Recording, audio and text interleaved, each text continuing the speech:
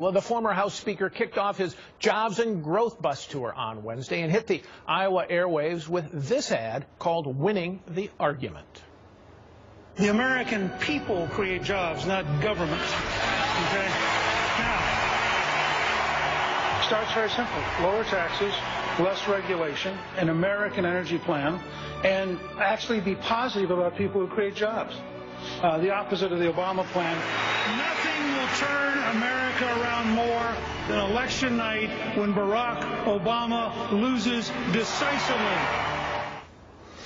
James, the Gingrich campaign putting a big buy behind this ad in Iowa in the closing days. And they say, the campaign says it's showing some results already in the polls. His slide has stopped, and he's beginning to come back. What do you think about the process? Not a surprise. This is a great message. It's getting to the key issue, which is economic growth. And his plan, really the most aggressive now, and it shows you how timid Romney's is in comparison. Gingrich going for an optional flat tax down to 15%, cutting the corporate rate down to 12.5%, which would make the U.S. among the most competitive in the world.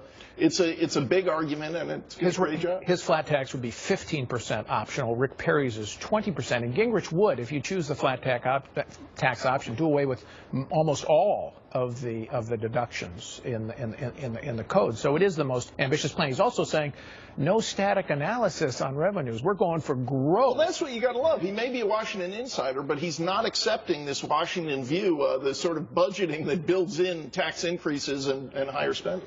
What do you think? How effective has that been on the stump? You saw him this week, Kim.